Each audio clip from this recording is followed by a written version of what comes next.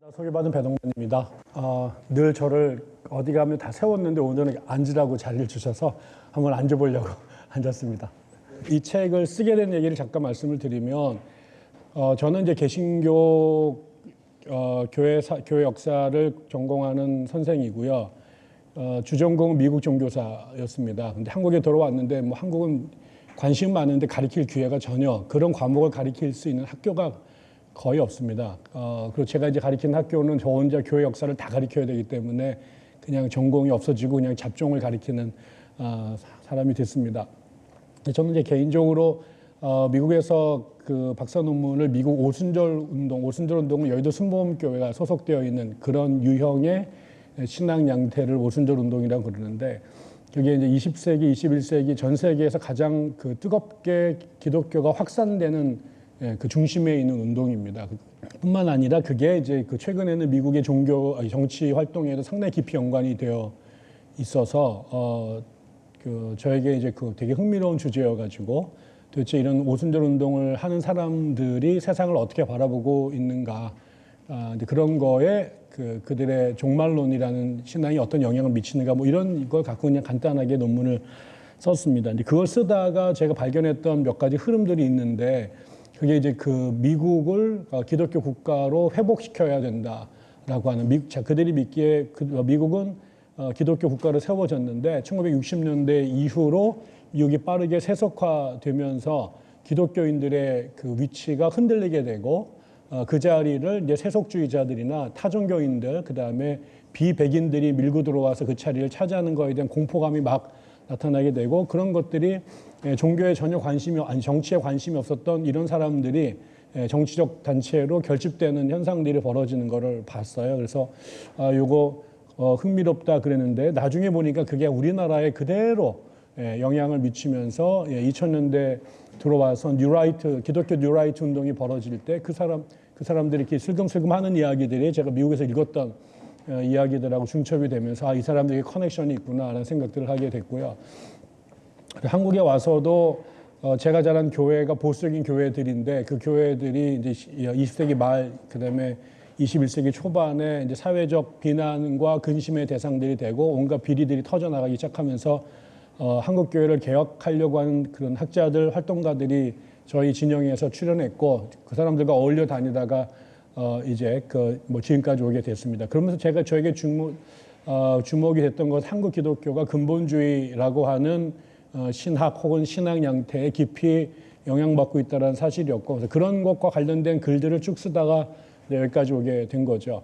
그래서 이래저래 그냥 글을 요청해서 썼는데 12.3 사태 털어지고 난 다음에 우리 학교 안에서도 우리가 뭐 해야 될 거 아니냐 가만히 있을 수 없는데 당신이 역사하는 사람이니까 뭐 좀 하시오 그래가지고 이제 줌으로 제가 이제 4번에 걸쳐가지고 공개 강연 같은 거를 했습니다. 그리고 이제 그때는 새로 쓴 게 아니라 그동안 제가 썼던 글들 중에 이런 현상들을 좀 이해하는데 좀 앵글을 제공해 줄 수 있는 것들이 몇 편 있어서 그거를 이제 나눴죠. 보통 이제 그게 여기 뭐 학회에서 쓰거나 아니면 학자들하고 쓴 책에 같이 들어갔던 건데 아무도 안 읽는 글이거든요. 근데 이제 이때 아마 그게 이제 이때를 위해서 쓰라고 그랬나 보다 싶어가지고 사람들하고 이제 그 책을 같이 그 논문 한 편 한 편을 제가 이제 소개하면서 이 현상에 대한 어떤 징검다리를 이야기를 했는데 제가 최근에 이제 작은 1인 출판사 사장하고 기독교 역사책을 한 권 쓰고 있어요. 근데 그 사람이 그날 그 강연에 들어와서 보다가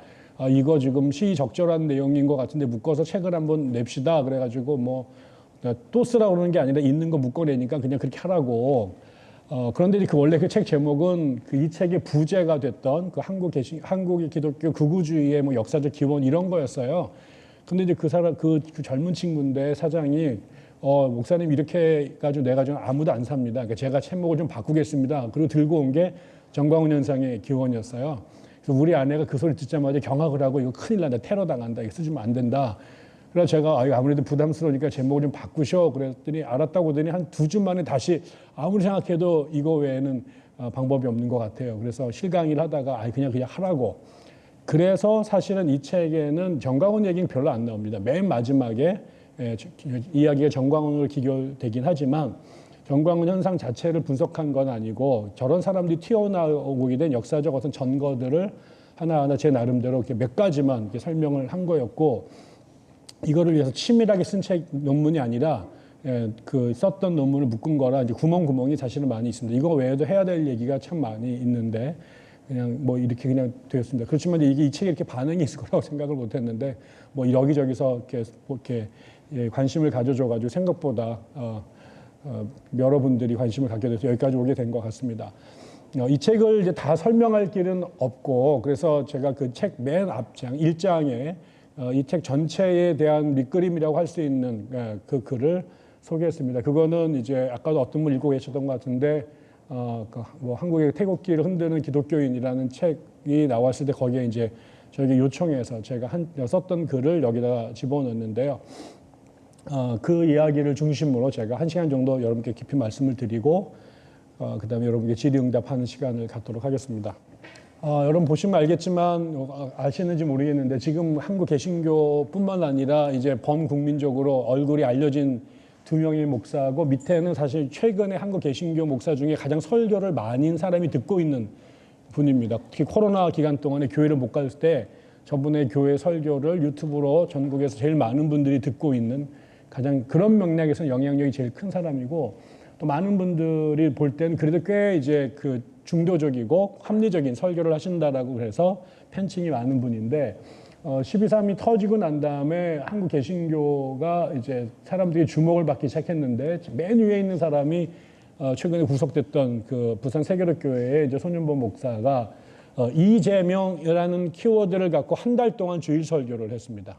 그러니까 예수에 대해서 설교한 게 아니라 이재명을 갖고 설교를 했고, 그다음에 이재명이 정권을 잡으면 나라가 망한다라는 식으로 거의 저주성 집회를 했죠. 그래서 그날 예배를 보면은 무슨 북한의 전당대회 하는 것 같은, 중국의 전당대회 하는 것 같은, 그래서 많은 사람들이 누가 종북이냐 막 이렇게 얘기를 했는데, 아무튼 저 사람이 이제 저런 설교를 했고, 그다음에 이제 그 윤석열이 감옥에 구치소에 갇혔을 때 이제 전광훈이 끄집어내야 된다, 이런 설교를 또 했고, 그 설교를 한 저 다음날 서부지법 난동 사태가 벌어졌습니다.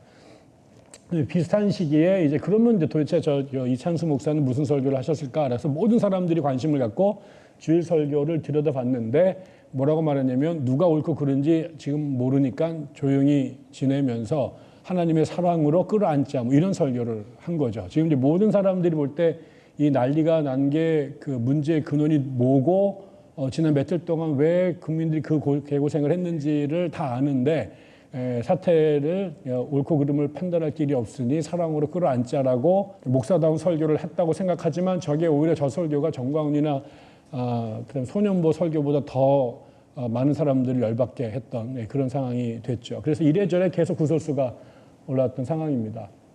이게 지금 한국 개신교 극우주의를 대표하는 맨 앞에 있는 얼굴들이고, 저 뒤에 수많은 사람들이 그 정도와 양은 다르지만 비슷한 생각을 한 사람들이 동심원처럼 여러 층으로 형성돼서 한국교회 안에 존재하고 있습니다.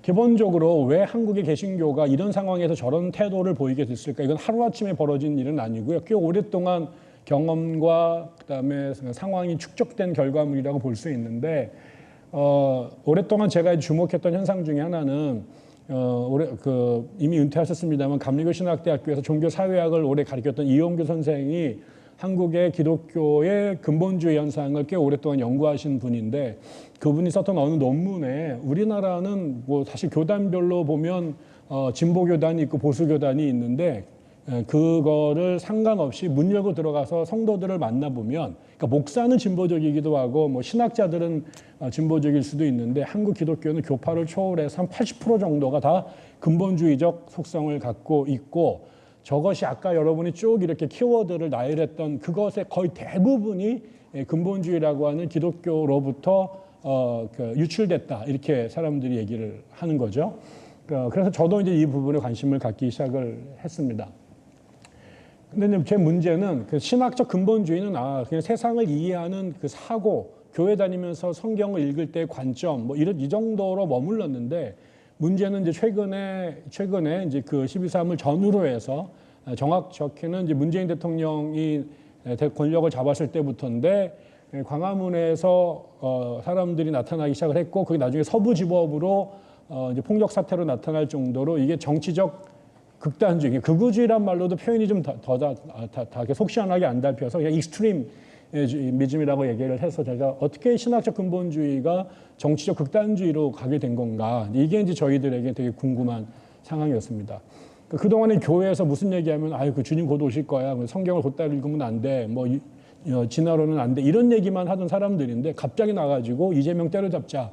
이렇게 윤석열 잘했다. 그리고 심지어 감옥에 있는 사람을 끄집어내야 되고 판사를 잡아야 된다. 이런 얘기를 막 하면서 난동을 부리는 거로 간 거는 사실 그전에까지는 없었거든요. 근데 왜 여기까지 가게 됐을까? 근데 알고 보니까 이게 사실 우리나라만의 문제가 아니라 지금 전 세계의 거의 모든 나라들에서 예외 없이 최근에 보니까 브라질에서도 똑같은 일이 벌어지고 있고 미국에서도 그런 일이 벌어지고 있고 뭐 독일이나 다른 나라들에서도 이런 주제가 그래서 지금 뭐 여러분도 아시면 우리나라에도 이 극우주의와 관련된 외국 책들이 그냥 본물 쏟아지듯이 번역이 돼서 나타나고 있습니다. 네, 시작하면서 저도 이제 책을 그냥 제가 요즘 읽고 있는 책 그냥 끄집어놨는데요. 제가 최근에 이제 재밌게 읽고 있는 책 중에 하나가 도둑 맞은 자부심이라는 책이에요. 이게 Stolen Pride. 이게 미국의 종교사회학자가 지금 이제 미국의 극우주의자들이 그 트럼프를 지지하는 사람들이 나타나고 있는 동네에 가서 그런 주장을 한 사람들을 다 개인적으로 만나고 왜 당신이 그러십니까? 라고 이제 심층 인터뷰를 해서 쓴 책인데 제일 심각한 문제가 아까도 나왔습니다. 이 사람들은 자신들의 자부심이 도둑맞았다라고 생각하는 거예요. 그러니까 제가 생각했던 것보다 상처들이 굉장히 크더라고요. 어제까지 꽤 잘 먹고 잘 살고 자기 삶에 자부심이 컸는데 최근에 전부 다 짱구 취급받고 루저 취급받고 뭐 누구 편은 호모사케르 취급을 받는 이런 것이 굉장히 자존심이 상해서 그 자부심에 상처난 게 분노로 가고 분노가 폭력으로 가는 걸 추적하는데 혹시 읽어보시면 좋을 것 같고요. 오래된 책인데 이거는 영어로 된 책인데 우리나라 말로도 최근에 번역이 됐습니다. 미국의 반지성주의라는 책이고 리차드 홉스테터라는 아주 저명한 그 역사학자가 쓴 책인데 이 사람이 이제 50년대 쓴 책입니다. 근데 메카시 선풍 이런 걸 보면서 미국도 이제 한번 그 당시에 극단적 극우주의자들이 한번 광풍을 하고 지나갔는데 그런 게 왜 튀어나왔을까를 이 사람이 역사학자로 분석한 책인데 제가 다 읽지 못했지만 뭐 이미 알려진 스토리 중 하나가 이런 미국에 이렇게 극우주의자들이 출현하게 된 배경에는 미국의 복음주의라고 하는 종교 흐름이 있다. 이게 사실은 이 사람 그 말은 우리 여기서 말하는 근본주의에 해당되는 근본주의보다 조금 넓은 범위의 근본주의를 끌어안고 있는 보수 기독교 운동인데 거기 아까 직관적 사유 막 이런 표현 누가 하셨잖아요. 그러니까 이 사람들은 성령의 영적 체험, 인간의 내적인 어떤 종교 체험 그거를 갖고 이제 이 땅이 하나님의 나라를 세우기 위해서 복음 전도 열심히 하고 이런 사람들인데 이 사람들의 그 복음주의가 출현하는 그 배경에는 부흥운동이라는 게 있어요. 부흥운동이라는 게 우리나라의 기독교가 부흥회 하는데 거기에 가면 그냥 막 설교도 굉장히 감정적으로 세게 하고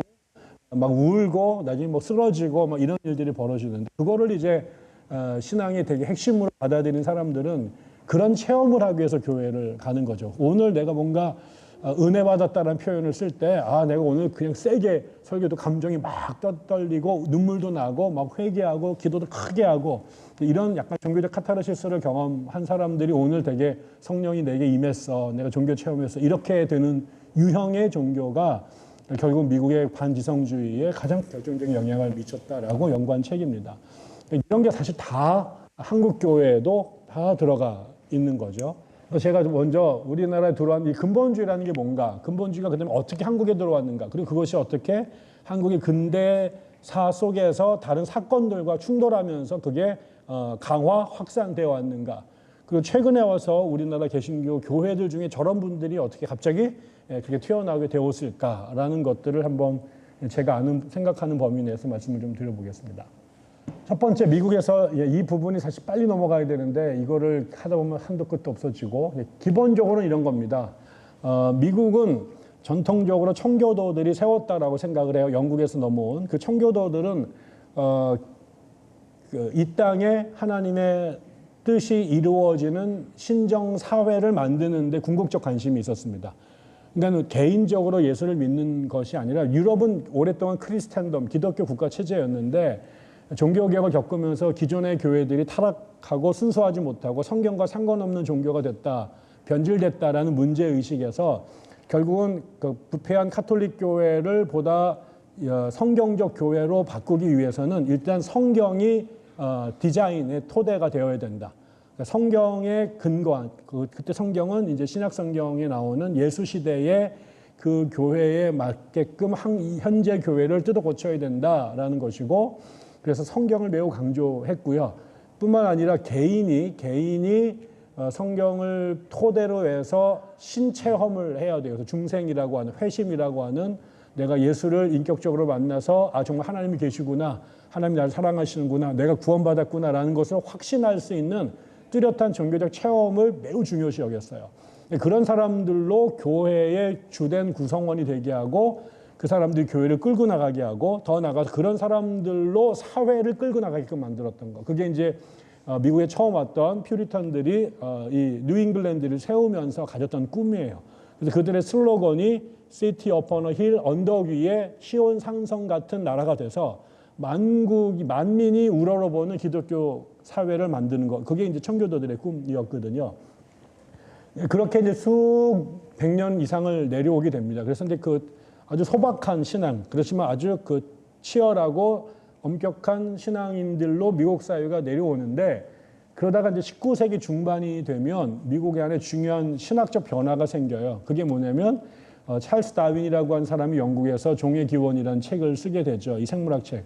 그게 이제 미국 사람들은 창세기에 근거해서 세상을 신이 창조하셨다라고 믿어왔는데, 다윈은 전혀 그런 얘기와 상반된 얘기를 가리킨 거죠. 그리고 사람들이 다윈의 이야기를 매우 권위 있게 받아들이면서 그럼 창세기에서 말한 내용이 구라야?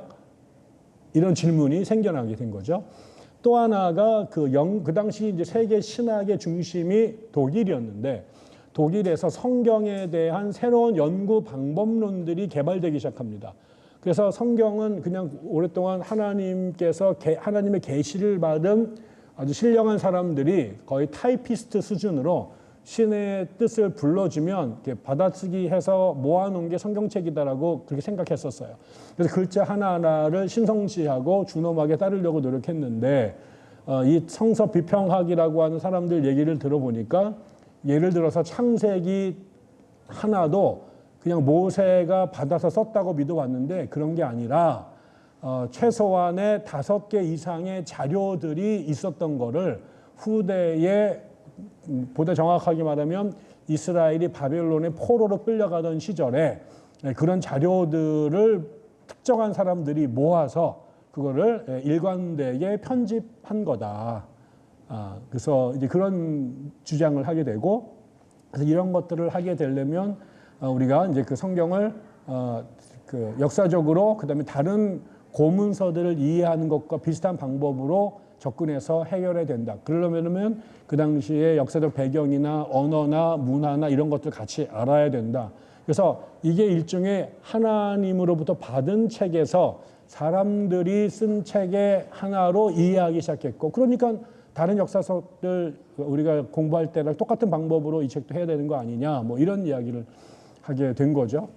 그 다음에 또 하나는 이제 그런 성경책 자체가 처음에 한 권으로 쓰여진 게 아니라 그런 책 자체가 또 그 당시에는 그 파피루스나 양피지에 사람들이 손으로 베껴 쓰던 것들, 그 사본이라고 하는데, 이런 것이 같은 책 하나에 수천 종이 존재를 하는 거죠. 근데 그 나중에 그런 사본들을 모아놓으니까 그 사본들 안에 내용에 중요한 차이들이 있는 거예요. 대부분은 비슷한데 앞뒤나 중간중간에 주목할 만한 변화들이 있는데, 그럼 어떤 게 진짜냐? 우리가 지금 갖고 있는 성경이 완벽한 책이라고 생각하고, 많은 사람들은 이게 첫 번째 성경책, 오리지널 성경책을 생각하는데 그게 아니라 원래 성경책하고 매우 달라. 그러니까 그때 물론 우리가 오해하지 말을 거는 거의 대부분 비슷합니다. 그러나 중요한 차이가 있죠. 그래서 지금도 성경책, 신약 성경책에 보면 간혹 가다가 이렇게 뒤에 이렇게 박스를 쳐놓고 그 밑에 각 주가 이 부분은 어느 사본엔 들어가 있고 어느 사본에는 없다라고 하는 그런 기록들이 있습니다. 그다음에 또 하나가 이제 번역이죠. 원래는 히브리어하고 헬라어로 된 성경인데 지금 우리는 한국말로 번역된 건데 이 오리지널 텍스트의 언어를 각국어로 번역하는 과정에서 그 원래 오리지널 의미를 정확하게 담아내기 어려운 것들이 상당히 많습니다. 그래서 그런 오역들도 성경에 꽤 많고 이런 얘기들이 이제 막 쏟아져 나오게 되면서 성경이 하나님 말씀이라고 철떡같이 믿었던 사람들에게는 큰 충격이 되죠. 이러면서 여기에 근거해서 교회를 세워왔던 개신교회, 특히 퓨리턴 청교도 사회에서는 이런 충격에 대해서 큰 충격을 받게 되고 정신을 못 차릴 때 그때 프린스턴 신학대학교 교수들이 아니야, 그렇지 않아. 성경은 원래 완벽한 거야. 적어도 원래 오리지널 텍스트 번역한 거는 어쩔 수 없다고 치더라도 원래 뭐 바울이 쓰거나 베드로가 썼던 성경들은 퍼펙트한 거야. 단지 종교 문제뿐만 아니라 역사와 지리, 그다음에 문화와 관련 심지어 과학에 대한 얘기도 다 그거는 역사적으로 사실이야 라고 이거를 이제 방어하는 교리를 만들어냅니다. 이거를 성서 무어설이라고 말하는데 그 무어설을 나오면서 이 성서 무어설을 받아들일 거냐 아니면은 성서 비평학을 받아들일 거냐로 교회가 딱 쪼개집니다. 그게 이제 신학적 진보주의자, 신학적 자유주의자라고 말하는데 신학적 자유주의자, 신학적 근본주의자로 이제 가는 길이 형성된 거죠. 그러다가 또 하나가 영국에서 존 넬슨 달비라고 하는 목사가 미국에 와가지고 전도를 하고 성경을 가리키는데 이 사람이 플리머스 형제단이라고 하는 교회를 세운 사람이에요, 영국에. 근데 이 플리머스 형제단이 이제 특별히 중요했던 게 그 세대주의라고 하는 교리를 만들었는데요.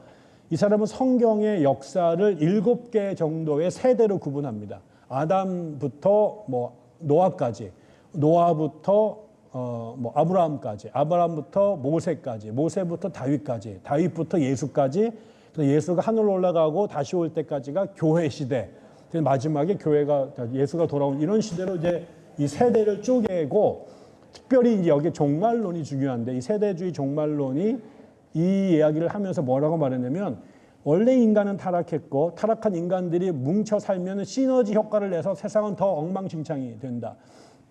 세상은 역사가 진행될수록 점점 엉망이 되고 그런 세상, 그렇기 때문에 그런 세상을 인간이 나서가지고 개량하거나 개혁하거나 개선하려고 하는 일체 노력은 무의미한 거다. 그러니까 만약에 예를 들어 차라리 몸에 이렇게 상처기가 나면은 이게 빨리 썩어서 치료해야 되는데 여기다 괜히 빨간 약 붙이거나 반창고 붙이게 되면 썩는 것만 지연돼 가지고 세상이 빨리 썩어야 주님이 빨리 오시는데 괜히 여기다 브레이크 건 것밖에 안 되기 때문에 오히려 예수의 재림을 방해하는 것밖에 안 된다. 그래서 이 사람들은 미래에 대해서 역사에 대해서 대단히 염세적으로 그러니까 비관적으로 보고요. 그 세상을 바꾸려고 하는 일체 사회개혁 운동을 무의미하다고 생각합니다. 그리고 오히려 빨리 예수가 오셔서 세상을 뒤집어 엎고 천년왕국을 배설하기를 기다리는 것. 그리고 그 당시 그 기간 전에 우리가 할 일은 한 사람이라도 복음을 전해서 전도를 해서 예수 믿게 해서 이 사람들을 그 휴거시키는 그쪽으로 빼내는 이게 진정한 구원의 활동이라고 생각을 한 거죠. 이런 것이 뭉쳐져서 다양한 목사들, 학자들의 영향을 미쳤고 그 사람들이 모여서 전국적인 컨퍼런스를 열고 그다음에 그 사람들이 잡지를 만들고 여기에 영향받은 사람들이 미국의 신학대학 교수로 가고 교회 담임 목사로 가면서 미국 교회가 이거를 믿는 근본주의자들과 보편적인 그러니까 진보적인 성경관 그래서 이 사람들은 역시 인간에 대해서 낙관적인 생각 그래서 그 사람들이 서로 힘을 합치고 하나님이 도와주시면 세상은 얼마든지 좋은 세상이 될 수 있다라고 믿으면서 사회개혁 운동에 뛰어들었던 기독교인으로 미국 교회가 양분이 되는 거죠. 근데 우리나라에 이제 이런 사람들이 미국에서 들어왔고 저것 때문에 신학교가 둘로 쪼개지고요. 나중에 교단도 다 둘로 쪼개집니다. 그래서 프린스턴 신학교가 그런 이유로 쪼개지고 그 프린스턴 신학교가 속해 있었던 미국의 장로교회도 쪼개지게 되고 그래서 이제 장로교, 감리교, 침례교가 이런 이유 때문에 다 쪼개지기 시작을 하게 됩니다. 이게 첫 번째는 성경에 대한 싸움이었어요. 성경을 어떻게 이해할 건가, 진보적으로 이해할 건가, 보수적으로 이해할 건가. 그러다가 1920년대가 되면 이 싸움이 뭘로 번지냐면 진화론과 창조론의 논쟁으로 갑니다. 그 싸움이 이제 그 아까 59년부터 다윈이 소개가 되기 시작해서 이거를 이제 받아들이는 사람도 있었고 거부하는 사람도 있었는데 미국에 점점 많은 학자들이 특히 이제 자연과학자들은 다윈에게 오픈 마인드가 되고 그게 대학 커리큘럼으로 들어가기 시작하고 그거에 준하는 생물학 교과서들이 쓰여지기 시작하면서 공립학교의 교과서로 보급이 되기 시작하죠. 미국의 목사들과 신학자들 중에서도 진화론을 적극적으로 수용한 사람들이 나타납니다. 그런데 이제 이거에 대해서 이제 그 불편함과 공포감을 느낀 목사들도 똑같이 나타나게 되는 거죠. 그러다가 이제 무슨 일이 벌어지냐면 1925년에 미국의 테네시주 데이턴이라고 하는 동네에서 사건이 벌어지는데 이게 뭐냐면 그 학교의 공립학교의 그 생물학 선생 중에 존 스코프스라고 하는 사람이 있었는데 이 사람이 테네시 주에서 금지한 교과서, 그 당시 테네시가 원래 그러지 않다가 바로 1925년 직전, 24년인가 25년 초인가에 버틀러 법이라고 하는 법이 통과가 돼요. 그게 그 법이 뭐냐면 테네시주의 공립학교에서는, 이 사립학교가 아니에요. 공립학교에서는 생물 시간에 진화론을 가리킬 수 없다라는 거예요. 지금하고 정반대죠. 그런데 그때 제가 이름은 지금 기억이 났는데 이름이 잊어먹었는데 그때 그 생물학을 진화론을 옹호하는 내용이 포함된 유명한 교과서가 있었어요. 근데 이제 그거를 이제 가리키면 안 되는 건데 스코프스가 그거를 자기 수업 시간에 쓴 거예요. 근데 이게 이제 문제가 된 거죠. 문제가 되면서 결국 재판이 열렸습니다. 그래서 한쪽에서 이 사람을 고발하고 한쪽에서 이 사람을 옹호하는 그런 재판이 벌어져요. 그러니까 원래 사실 이 재판은 조작된 겁니다. 왜 그러냐면 이 버틀러법이 통과가 됐잖아요. 생물학 교과서를 가리키지 말라, 그러니까 진화론을 가리키지 말라. 근데 이렇게 됐을 때 미국의 가장 진보적인 사회 단체가 ACLU라고 하는 우리로 따지면 참여인대쯤 되는 단체입니다. 여기 있는 사람들이 이 법이라는 게 이거 교육의 자유를 방해할 수 있는 매우 위험한 법안이다. 그래서 이거를 갖고 이제 시비를 걸어야 될 텐데, 그럼 누군가가 이것 때문에 이제 이슈를 만들어줘야 되는 거예요. 그래서 그 당시에 이제 이런 이야기를 하면서 이 사람들이 이제 그 광고를 냅니다. 이 법안 갖고 재판할 사람 누가 좀 자원해주면 우리가 변호사비 다 돼가지고 싸워줄 테니까. 근데 그 얘기를 들은 그 테네시 주에서 그 사람들 의식 있는 사람이 아니라 이 데이턴이라는 동네가 아주 시골 깡촌인데 이 동네를 어떻게 좀 살려볼까 해서 어떻게 이벤트를 찾던 중에 이 광고를 본 거예요. 그래가지고 이 사람이 자기 친구 중에 이 스코프스가 그 원래 체육 선생인데 그 학교의 생물학 선생이 아파가지고 이제 수업을 안 하니까 대신 한 달인가 가르쳤어요. 근데 이제 그때 이 사람이 그 책을 쓴 걸 알아요. 그래서 야, 네가 불 속에 한번 들어갈래? 우리가 밀어줄게. 뭐 why not? 이래가지고 이 사람을 이제 가서 이제 그 마치 3.1운동 때 독립선언서 읽고 태화관에 사고 난 다음에 경찰한테 전화 걸었던 것처럼 이 사람이 경찰에 자진 출두해가지고 내가 그 버틀러법 어겼습니다. 라고 얘기를 하니까 또 그거 이제 노리던 사람들이 얘를 잡아가지고 기소를 한 거죠. 그러니까 이제 ACLU가 이걸 딱 보고 오케이 그래가지고 그 당시에 제일 빵빵한 변호사를 한 명 씁니다. 이 사람이 왼쪽에 있는 사람 클로렌스 데로우라고 하는 우리로 따지면 김앤장의 수석 변호사쯤 되는데 완전히 리버럴한 사람입니다. 무신론자에 그리고 이제 철저한 진화론 옹호자였는데 그 옆에 있는 사람은 윌리엄 제니스 브라이언이라고 미국의 상원의원도 지냈고 민주당 대통령 선거에 3번이나 나갔던 원래 이 사람은 인민운동, 농민운동을 하던 아주 대표적인 진보주의자인데 신앙은 골통 장로교 신앙이었어요. 이 사람은 완전히 이제 은퇴하고 난 다음에 유신 진화론 때려잡는데 앞장을 서게 됐는데 이분이 이제 진화론을 반대하고 창조론을 옹호하는 변호사로 나타나고 데로우가 그 존 스코프스를 변호하기 위해서 이제 뛰어들어서 이게 세기의 재판이 됩니다. 전 세계 사람들이 여기 그 당시에는 이제 인터넷이 없으니까 신문사들 수백 명이 와가지고 이 방청하면서 재판을 실황 중계를 했어요. 그런데 결과적으로 여기에서 재판에서는 존 스코프스가 100불 벌금을 내는 유죄 판결이 나와요. 그래서 사실 항소를 했는데 우야부야 그냥 기각이 되면서 이 재판은 끝나버립니다. 그런데 문제는 이 재판 과정에서 저 교활한 클로렌스 데로우가 윌리엄 제니스 브라이언에게 유도 신문을 내서 결국 뭘 토해내게 하냐면 나는 사실 성경도 제대로 배운 적이 없고 그냥 주일학교에서 배우던 건데 뭐 그 다음에 과학은 더 모르지. 그러면서 진화론을 공격하니까 이것들이 배우지도 않았는데 그냥 똥꼬집으로 우기는구나. 무대뽀로. 이런 이미지가 전 세계 사람들한테 타진이 된 거죠. 그래서 근본주의라는 애들은 제대로 학문도 안 한 애들이 그냥 신앙에 근거해서 그냥 묻지마식으로 밀어붙이는 거야. 꼴통이야. 또라이야. 이런 이미지가 세상 사람들한테 각인이 됐고, 그래서 공공장소에서 근본주의자들은 사라지고 대신 교회로 돌아가서 봐봐, 세상을 썩었어. 하나님 이렇게 안 믿는 놈들이 천지잖아. 주님 오실 때까지 전도 열심히 하고 교회 열심히 세워. 이렇게 후반으로 커튼 뒤로 물러갑니다. 그러다가 1950년대 다시 등장을 하는데, 그때는 뭐냐면 메카시가 나타나가지고 난리를 치죠. 그래서 미국의 행정부 안에 그 빨갱이들이 잔뜩 들어있다. 그래서 얘네들 색출하는 청문회를 벌였는데, 여기에 칼 맥킨타이어라고 하는 미국의 가장 대표적인 근본주의 목사가 여기에 뛰어듭니다.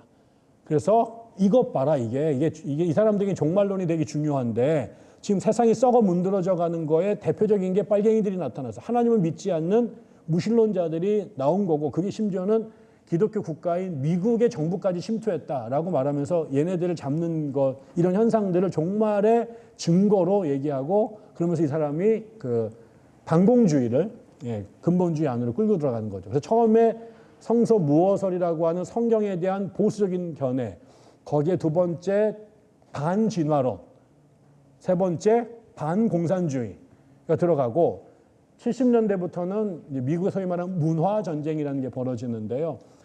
공립학교에서 원래 다 기도도 하고 뭐 성경책도 읽고 그 다음에 또 공공장소에 가면은 십계명 같은 게 다 게시돼 있었는데요.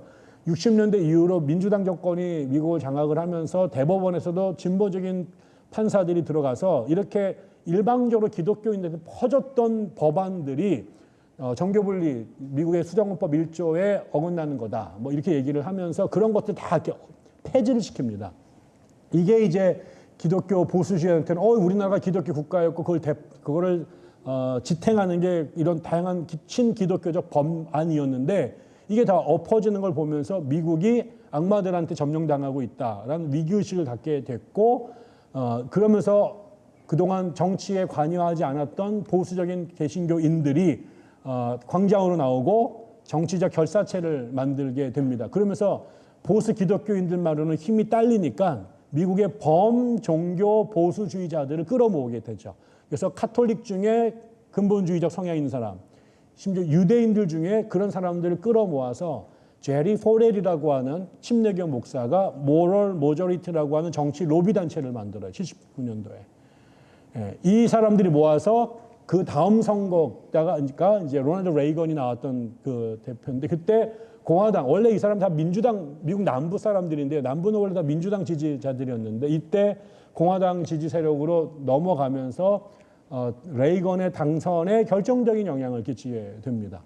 그때부터 이 그룹들, 이 사람들을 보통 기독교 우파, 크리스찬 라이트 혹은 릴리저스 라이트라고 부르는데, 이 사람들 흉내낸 게 우리나라의 뉴 라이트주의자들입니다.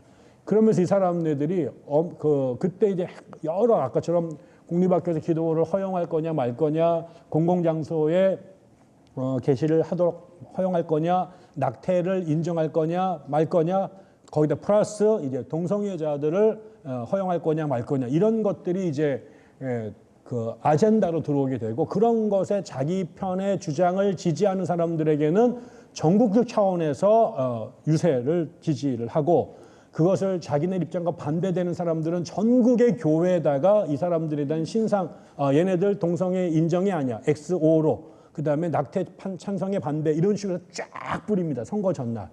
그래가지고 이거 보고 얘는 우리 편이 아니야 그래서 이런 지방선거, 전국 단위의 상하의원 선거, 심지어 대통령 선거에 엄청난 영향을 끼치기 시작을 하게 되죠.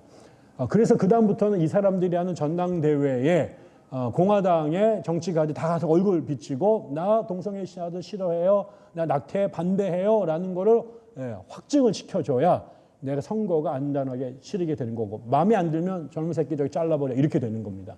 그래서 그게 이제 모럴 머저리티, 그 다음에는 크리스찬 콜리션이라고 하는 패 로버슨이라는 사람이 이렇게 가면서 이런 운동을 하게 된 거죠. 그거의 이제 끝판왕이 2016년부터 등장하기 시작했던 트럼프.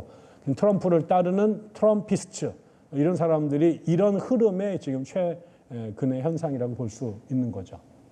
이런 현상이 한국 기독교 보수주의자들에게 실시간으로 벤치마킹을 하게 된 거예요. 우리가 무슨 행동을 해야 될 때, 무슨 아젠다를 설정할 때 뭐부터 보겠어요? 얘네들이 뭘 했는가를 먼저 살펴보게 되고, 이 개신교, 한국 개신교가 미국 교회와 140년의 역사입니다. 여기서 선교사들이 넘어오고 돈을 받고 저처럼 유학 갔다 오고 이렇게 되다 보니까 저는 미국에 우리 돌아가신 선생님 빼놓고 아는 사람이 없지만 우리나라의 주요 교회, 교단의 목사들은 이 미국에 있는 어마어마한 교회, 교단, 심지어 정치가들하고 다 친구입니다.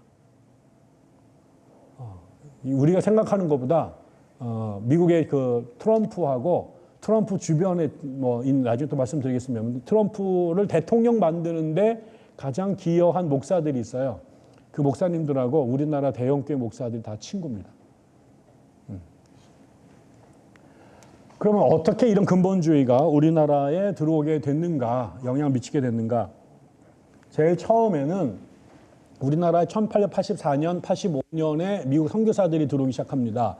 그래서 개신교가 세워지는데 그 사람들 모두가 근본주의자들은 아니었어요. 거기에는 꽤 오픈된 사람들, 개방적이고 그때 한국 문화를 되게 존중하고 이런 사람들도 있었지만 그 시절이 미국에서 근본주의자들이 만들어지던 시대거든요. 근본주의라는 말은 아직 나오지 않았지만 근본주의로 나중에 네이밍되는 현상들은 1880년대부터 미국에 본격적으로 나타나기 시작을 했고, 그 단체들 중에 그런 영향을 받은 아주 중요한 선교 단체가 있는데 그게 학생 자원 운동이라는 거예요. 그게 미국의 대학생들에게 해외 선교사로 나가라고 이제 이렇게 자극하고 도전하던 그런 운동을 하던 단체인데 그게 한 30년 정도 존재합니다. 근데 이 단체가 특별히 인도, 중국, 일본, 한국 이쪽 지역에 3,000명 정도의 선교사들을 보냈는데 그중에 우리나라에도 100명 이상이 왔어요. 그리고 그 사람들이 대체적으로 미국의 근본주의적 영향을 받은 사람들입니다. 그래서 우리나라 선교사가 모두가 근본주의는 아니었지만 그중에 근본주의자들이 들어왔고, 그러다가 이게 서서히 그런 생각들이 이제 맹아가 싹이 터서 가다가 우리나라의 신학계와 교계를 근본주의자들이 장악을 하게 되는 터닝 포인트가 1934년입니다. 그때 연달아서 세 가지의 중요한 사건이 장로교에서 벌어지는데, 장로교는 그때나 지금이나 우리나라 제일 큰 개신교 교단이죠. 근데 그때 무슨 일이 벌어지냐면, 하나는 이제 아빙돈 성서 주석 사건이라는 건데, 그 아빙돈이라고 하는 건 미국의 감리교 교단 출판사입니다. 그리고 미국에서도 한국에서도 감리교는 가장 진보적인 교단으로 알려져 있죠. 근데 거기에서 성경을 주석한 주석서가 한 권짜리가 하나 나와요. 근데 이게 되게 이제 그 훌륭한 그 필진들이 아주 유명한 사람들이었고, 그래서 그 사람들이 여기 우리나라 책이 나오니까 한국의 감리교 목사가 이 책을 우리나라에 번역 출판하고 싶었어요. 그래서 자기가 개인 출판사를 차리고, 근데 우리나라에 아직 영어를 잘하는 신학자가 몇 명이 안 되던 시절에 이걸 번역하기 위해서 미국의 유학하고 돌아온 장로교, 감리교 학자들을 다 끌어모아서 이 책 번역을 시킵니다. 근데 그 중에 이제 나중에 아주 유명해지는 우리나라 그 한신대학교를 세운 김재준 목사, 그 다음에 영락교회를 세운 한경직 목사, 또 나중에 납북된 송창근 목사, 이 사람들 다 1930년대 기라성 같은 젊은이들이에요. 가장 좋은 학교에서 공부하고 돌아온 젊고 영어도 아주 잘하는 영향이 있는 실력파 신학자들이었는데, 이 사람들이 같이 감리교 목사들과 이 책을 번역합니다.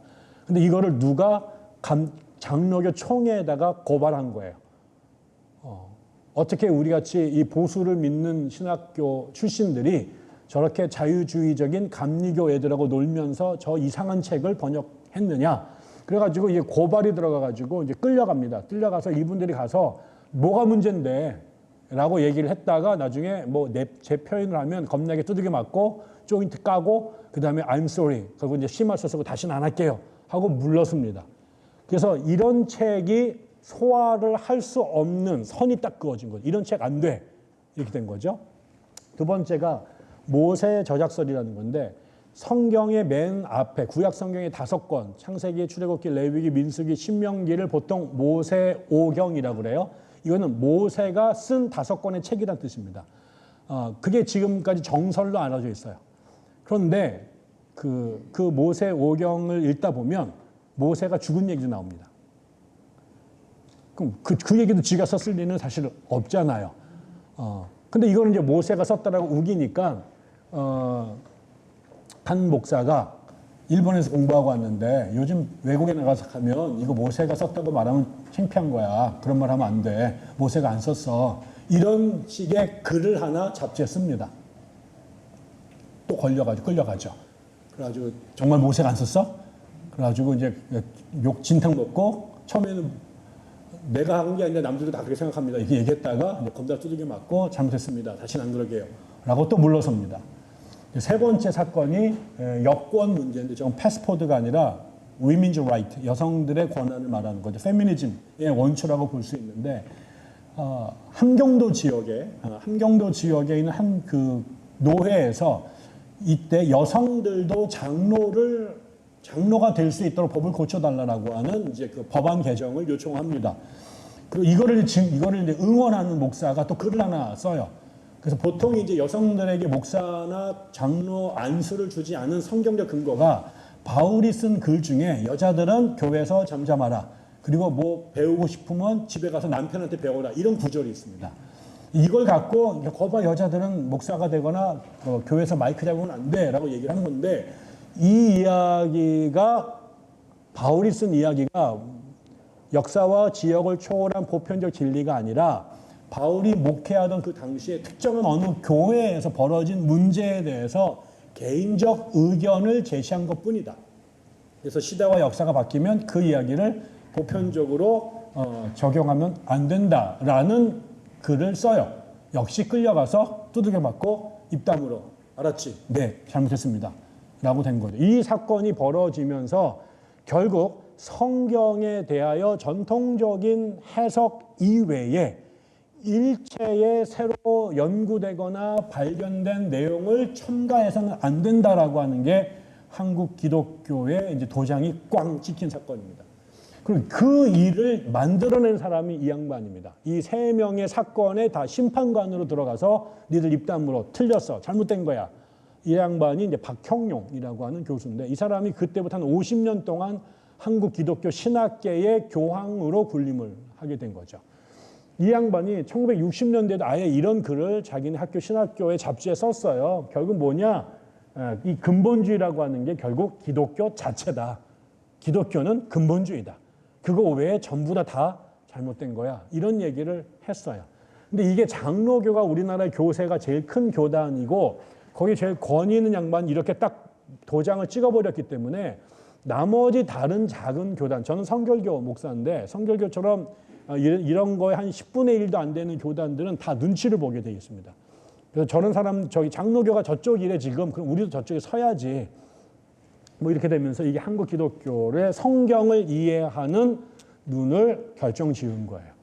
그러니까 성경에 보면 뭐 여호수아 때 태양이 가다 멈춰가지고 뭐 이런 얘기 나옵니다. 그걸 사실로 지금도 믿어요. 그다음에 아담이라고 하는 사람이 사실은 아담이란 말이 그냥 사람이란 뜻이거든요. 그러니까 이게 일반 명사지 고유 명사가 아닌데 그거를 기독교인들은 어느 시점인가 하나님이 역사적 인물로서 아담이라고 하는 퍼슨을 존재했다고 믿는 거죠. 뭐 그런 식의. 그리고 뭐 홍해가 갈라졌고 이런 것들도 다 문제적 사실로 보는 거예요. 그리고 바울이 그때 말했던 2000년 전에 교회에서 이래야 된다 저래야 됐던 말도 2000년이 지나든 2만 년이 지나든 우리는 그거 건들면 안 돼. 이런 생각을 갖고 성경을 보는 거죠. 그러니까 나중에 지금 동성애 문제가 한국 개신교가 제일 이제 심각하게 싸우는 문제인데 이유는 한 가지예요. 성경에 동성애는 죄라고 규정돼 있다는 거죠. 그러니까 다른 이야기를 할 수가 없습니다. 성경에 그 죄로 나오니까. 그러면 사실은 이게 사실은 더 이제 웃기는 건데 이제 이 사람들은 이게 자기들은 그렇게 생각하지만 나중에 이게 다 되게 선택적이고 자의적이거든요. 그러면 거기에 성경에 보면은 피나 이런 거 먹으면 안 됩니다. 돼지고기도 먹으면 안 되고. 우리 학교에 제가랑 제일 친한 교수님이 구약 전공자인데 이분이 이제 그 구약의 그런 율법에 그런 거 먹지 못하게 나오거든요. 이분 선지의 해장국 엄청 좋아합니다. 그래서 우리가 어떻게 당신이 그럴 수 있느냐 이게 먹지 말아야 되지. 우리나라 교회들이 소풍 갈 때마다 여름 수련회 때마다 돼지 잡아가지고 다 구워 먹는데 그것도 먹으면 안 되지. 그런 얘기는 쓱 빼고 이런 것만 이제 주장을 하죠. 근데 그때 그런 주장을 할 때 근거가 성경에서 이렇게 나왔고, 성경은 진리고 그래서 1.1핵도 건드리면 안 되고 뭐 이런 눈이 지금도 한국의 대부분의 기독교인들의 세상을 바라보는 눈으로 작용하고 있다라는 거예요. 두 번째가 이제 역사적인 문제인데 이게 반공의 문제입니다. 반공은 우리나라는 사실 공산주의자들과 본격적으로 만난 건 1945년 이후인데 그거에 비해서 한국 개신교는 공산주의자들과 훨씬 더 이른 시간에 적대적 관계를 맺어요. 그 얘기 뭐냐면 우리나라가 미국에서부터 1917년에 볼셰비키 혁명이 벌어지고 난 다음에 미국의 근본주의자들은 이 공산주의자들을 요한계시록에 나오는 붉은 용이라든가 적그리스도라든가 이런 말세 사탄의 괴수로 이미 지목을 했었어요. 왜냐하면 이 사람들이 기독교를 인정하지 않았으니까. 막스가 모든 비판은 기독교에 대한 신학에 대한 비판으로 가고 종교는 민중의 아편이다 뭐 이런 얘기를 했기 때문에 이제 철학적으로 이 유물론적 공산주의인 막시즘과 기독교가 같이 가기는 어렵습니다. 근데 그럼에도 불구하고 1925년에 우리나라에 조선공산당이 세워지잖아요. 그 조선공산당이 일본 유학한 사람들로 주로 이제 구성이 돼가지고 우리나라의 이제 공산주의 운동이 시작이 됐는데 이 사람들의 눈에 한국의 기독교는 두 가지 문제가 있는데요. 하나는 일본하고 관계가 가까웠어요. 우리가 적어도 19년에 3.1운동 할 때는 그 민족대표 33인 중에 다수가 기독교 목사들이었지만 이 3.1운동이 끝나고 난 다음에 한두 명을 제외하고는 다 전향합니다. 일본으로. 그리고 이제 여러분 다 아시지만은 무장 독립운동하는 사람들은 다 간도나 상해를 갖고 남한에 남아있는 사람들은 일종의 민족적 개량주의 운동을 하면서 그 체제 내에서 미래를 도모하는 운동으로 가게 되죠. 이러면서 기독교인들도 이 현실은 내버려 두고 미래를 도모하기 위한 농촌운동이라든가 계몽운동 이런 것들을 주로 하게 되는데 그러다가 보니까 이제 이 사회주의자들, 공산주의자들 눈에는 기독교인들이 너무 일본하고 가까운 거예요. 또 하나가 기독교가 가리킨 아까 그런 보수적인 신앙관념이 과학을 수용한 사람들 눈에는 너무 전근대적이고 미신적이고 신화적 사회를 하기 때문에 이거는 국민을 계몽해야 되는데 기독교가 들어가면 오히려 애들을 우민화시킨다고 생각을 했기 때문에 그런 차원에서 막스주의자들이 유럽도 마찬가지지만 기독교로부터의 영향력을 차단하려고 하는 그런 운동들을 벌이게 되죠. 그래서 실제로 기독교가 무슨 전국대회 주일학교 아이들 모아놓고 뭘 하는데 공산주의자들이 와가지고 난동도 부리고 막 그럽니다. 그래서 관계가 굉장히 안 좋았어요. 그런데 문제는 그 당시에 기독교인들 중에 상당히 공산주의와 사회주의에 우호적이었던 지도자들도 꽤 있었습니다. 이 사람들은 철학적 공산주의를 받아들인 게 아니라 그 당시에 민족 해방 운동의 동력으로 그다음에 서포트 그룹으로 러시아의 희망을 가르쳤던 사람들이 많았어요. 소련에. 여러분도 아시겠지만 그 당시에 제국주의자들의 결과물로 이 전 세계의 식민지들이 건설이 됐는데 우리나라 그 당시 영향을 미쳤던 미국이라든가 뭐 나머지 뭐 중국도 마찬가지고 일본도 그렇고 다 그런 제국주의사들이었었는데 소련만 약소 민족의 해방 운동을 지원합니다. 그래서 우리나라에서도 독립운동을 하는데 아무도 안 도와주는데 소련에서 도와주니까 거기 희망을 갖고 동방국제대학에 다 유학을 가고 실제로 레닌이 우리나라 그 상해 임시정부에도 막대한 독립운동 자금을 지원하게 됐죠. 그래서 이동이라든가 조봉암이라든가 허정숙이라든가 여운형 같이 기라성 같은 독립운동가들이 다 독실한 기독교인들인데 이 사람들이 다 사회주의 그다음에 최초의 공산주의자들이 됐죠.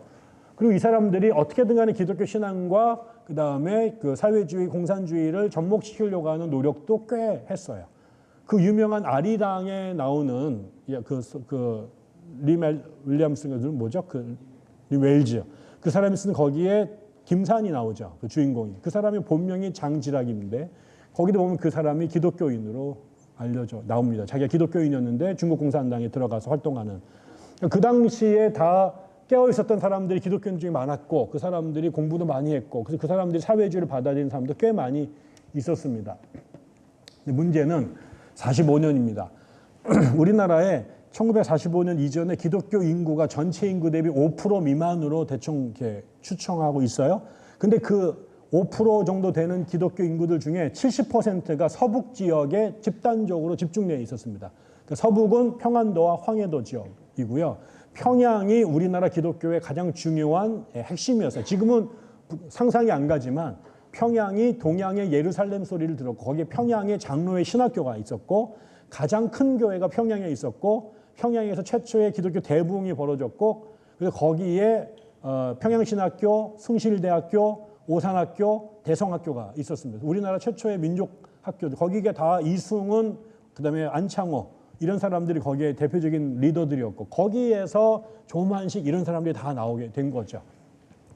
그래서 서북에서는 기독교 인구가 전체적으로 되게 적었지만 그 파워 엘리트들, 자본가 그룹이나 그다음에 학자, 종교 지도자, 언론인, 초기 자본주의자들, 그다음에 지주 여기에서는 기독교 인구들이 대부분이었습니다. 우리나라 최초의 민족운동이라고 할 수 있는 신민회가 서울과 그다음에 평양을 중심으로 만들어졌는데 그 핵심 멤버들이 대부분이 다 기독교인들이었던 거죠. 그리고 나서 이 신민회가 나중에 원래 뭐 안학 사건으로 가다가 신민회가 발각이 되고 그다음에 그게 105인 사건으로 가는데 그 105인 원래 600 몇 명이 잡히고 그중에 105명이 이제 그 기소가 됐는데 그 105명 중에 거의 90%가 기독교 장로 목사들입니다. 그때 감옥에 간 사람들 때문에 초기 장로교회가 큰 치명타를 받죠. 목사들 장로가 다 감옥에 끌려갔으니까. 이런 상태였는데 그리고 남한은 반면에 사회주의자들이 굉장히 활성화가 되어 있었어요. 그래서 해방됐을 때 전평이라고 하는 남노당 계열의 사람들이 만든 노동조합이 전국적으로 구성이 되어 있었고 여러분 아시지만 해방되고 나가지고 미군이 와가지고 그 투표를 합니다. 차기 우리나라 최초의 대통령이 누가 될까? 거기 김일성, 그 다음에 이승만, 김구, 김규식, 뭐 여운형 다 들어가는데 누가 1등 한 줄 아세요? 남한에서? 여운형이에요. 여운형이 1등 했어요. 여운형이 사회주의자였다고. 평양신학교 나왔고. 이승만, 김구를 넘어선 사람이 여운형이었다고요. 그리고 그때 결국 나중에 이게 단독 정부로 가잖아요. 그 이유가 뭐였을까요? 원래는 남북한 총선해가지고 통일정부 뽑기로 했다고요. 그 상황에서 전국에서 투표했으면 100% 여운형이 대통령이 되고요. 사회주의 계열이 훨씬 더 대거 진출할 수 있었다고요. 그걸 미국이 알았던 거죠. 그래가지고 근데 또 북한 그러니까 그런데 거기에 우익인 미 군정이 들어오고요. 북한은 기독교인들이 꽉 잡고 있는데 거기에 소련과 김일성이 들어와요. 이게 우리나라의 비극의 시작이 되는 거예요. 그래서 그때 남한과 북한에 가장 중요했던 민족적 과제가 두 가지가 있었답니다. 하나는 친일파 척결, 민족 반역자들. 두 번째가 토지개혁. 근데 북한은 그거를 2달인가 만에 싹 해결을 하죠. 친일파도 싸그리 다 잘라내고 그다음에 무상몰수, 무상분배 해가지고 토지 문제도 해결을 해버립니다. 물론 나중에 그게 집단농장으로 가면서 다 엉망진창이 되지만 근데 남한은 이 두 가지에 다 실패합니다. 이런 상황에서 북한에 있었던 기독교인들이 한 20만 명 정도가 45년부터 53년 사이에 남한으로 내려오게 되고 그중에 웬만한 교회들이 거의 90% 이상이 남한으로 내려오게 되죠. 그 내려왔던 사람들 중에 이제 여기 이제 그 베이스 캠프가 영락교회였고 거기에 이제 목사가 한경직 목사였던 거죠. 이 사람들이 그래서 이게 교회를 세운 지 1년 만에 1000명이 넘게 모였답니다. 그러니까 북한에서 내려온 사람들은 일종의 동사무소 기능, 실향민 그 마을 공동체 역할을 이 영락교회가 했던 것이고, 근데 이 사람들은 어떤 사람들이에요? 기독교인들이고 원래 공산주의랑 안 좋은데 공산주의 들어와가지고 얘들 때문에 고향을 잃어버렸어요. 그 고향을 잃어버리면서 토지 잃어버렸죠, 교회 잃어버렸죠, 인척들 다 놓고 와야 되죠.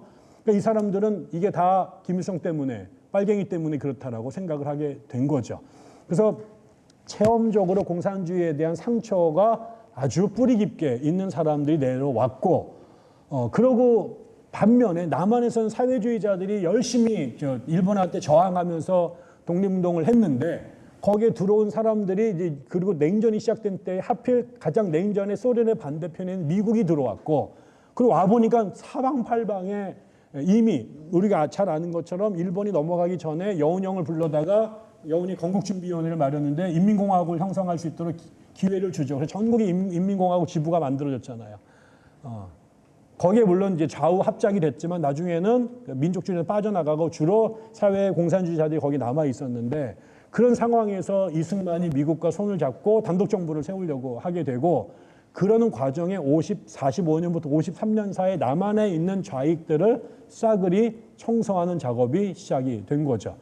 거기에 이제 깃발을 올렸던 폭탄이 제주 4.3였던 거고, 그 제주 4.3을 이제 진압하러 간 부대들 중에 처음에 제주도만으로 안 되니까 이제 그 전라도 지역에 있는 군인들을 보냈고, 거기에 이승만과 조병옥의 영향으로 간 특별한 사람들이 서북청년단이고, 그 서북청년단이 영락교회 청년부에서 시작이 됐고, 조만식의 조선민주당의 후원 속에서 만들어졌다라는 거죠. 그리고 그 실제로 한경림 목사가 어느 잡지사와 한 인터뷰에서 우리 교회 청년들이 제주도 가서 그런 일 하다가 고생도 많이 했다라고 자기가 직접 밝히기도 했죠.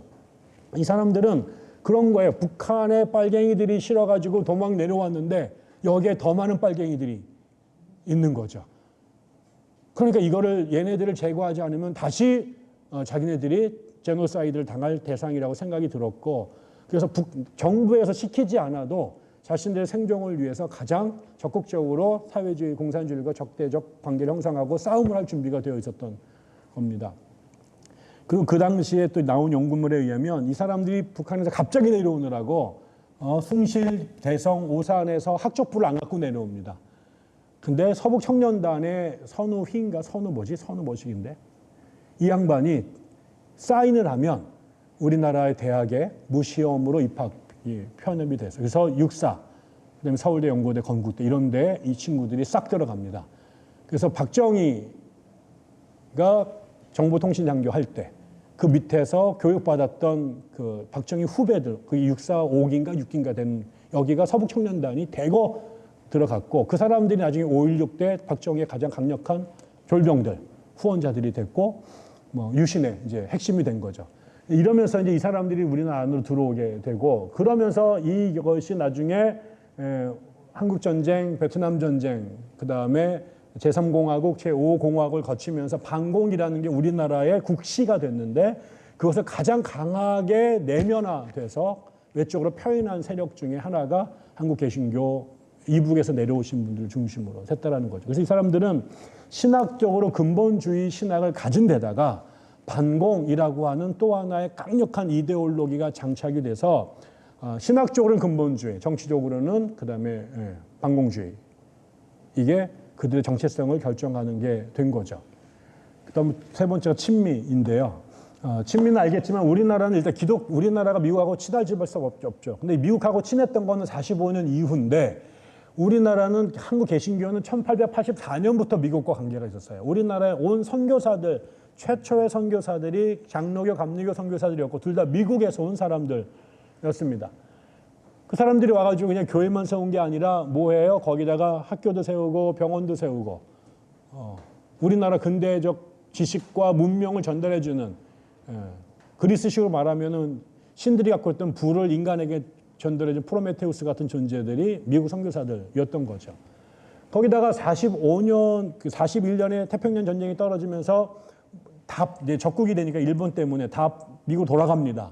그리고 45년이 되자 다시 선교단체가 다시 한국으로 다 돌아오는데, 그때부터 전쟁, 그 다음에 전쟁 이후의 재건 과정에 미국 선교사들이 우리나라에 미국의 돈을 가져다 주는 역할들을 하게 되죠. 그 돈으로 망가진 교회 다시 세우고, 굶어 죽어간 사람들한테 구호물자 갖다 주고, 그다음에 우리나라 신학대학교 교수들 월급 다 그분들이 갖다가 주고, 심지어는 북한에서 내려온 목사들이 남한에서 다시 교회를 세워야 되는데 돈이 한 푼도 없었잖아요.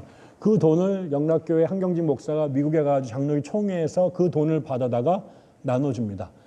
그래서 한경진 목사가 나이도 상대적으로 젊고 그랬음에도 불구하고 순식간에 남한 기독교회의 중심축이 됐던 이유도 그런 것이죠. 그러고 난 다음에 여기가 1970년대에 박정희가 유신을 하던 시절에 긴급조치를 하면서 몇 명만 모이들 감옥에 끌려가던 시절 아니에요? 통행 금지가 있었던 시절인데, 그때 빌리 그람, 그다음에 빌 브라이트 이런 미국의 부흥 강사들이 우리나라에 와서 그 당시 5.16 광장, 지금 여의도 공원에서 수백만 명이 모이는 전도 집회를 합니다. 이거를 위해서 이 지역 여의도만 통행 금지를 해제시키고요. 여기에 사람들이 갈 수 있도록 특별 공공버스를 운행을 했고요. 그 다음에 여기에 모여서 수많은 의자들, 그 다음에 텐트 이런 거 다 쳐야 되잖아요. 강대상 만들고. 이거 교회가 설치한 게 아니라 육군 공병대가 와서 다 만들어줍니다. 이 예배 때 찬송가 반주, 영락교회 성가대가 아니라 경찰 군악대가 와가지고 연주해 줍니다. 박정희가 빌리그램을 만나서 국가적 차원의 서포트를 하고 이거를 MBC와 KBS가 생중계로 전국의 중계방송을 했던 거죠. 그래서 우리나라에도 종교의 자유가 있다라고 보여주는 거죠. 이 뒤에서는 민주투사들이 유신과 계속 싸우고 우리 그 한신대학교 교수들 다 감옥에 가던 시절인데 그렇습니다.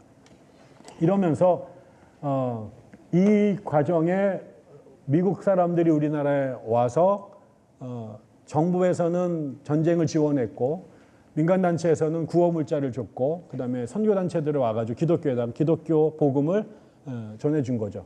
또 수많은 장학금을 줘서 우리나라의 똑똑한 목사들이 이때 미국으로 대거 유학을 가기 시작하고 저도 그 중에 하나로 미국 가서 공부하고 돌아왔죠. 저는 특별히 우리 최초의 감리교를 세웠던 우리 아펜젤로 목사님이 공부했던 두루 대학에서 그런 상황에서 이승만도 박정희도 전두환도 자신들의 정권의 정치적 합법성, 정당성이 약화됐을 때 그리고 반대가 어마어마했을 때 자신들의 정치적 파트너로 누구에게 손을 내미냐면 이승만은 친일 경찰들과 북한에서 내려온 기독교인들이었고 그다음에 박정희도 전두환도 이 사람들한테 손을 계속 내밀죠.